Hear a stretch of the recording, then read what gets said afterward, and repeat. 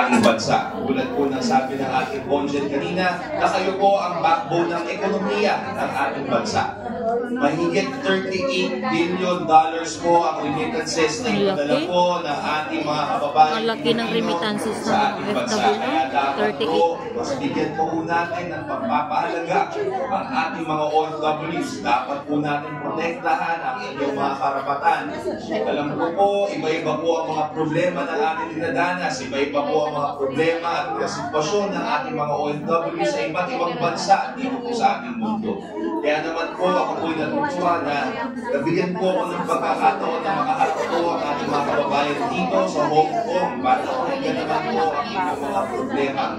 And isa pong karangalan na makapaglingkod po bilang committee chairman ng OFW Affairs sa Kongreso.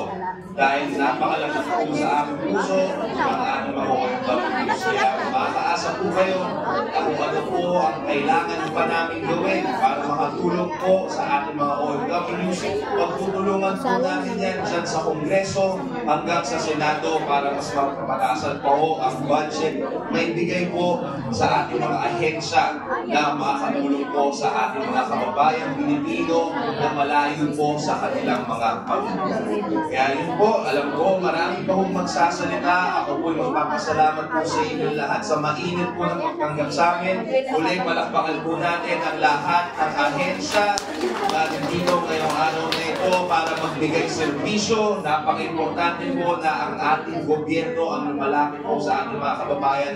Dapat po ang gobyerno natin maramdaman nyo ang serbisyo na ibigay ng ating national government para sa inyo, lalo-lalo na po sa ating mga OFWs.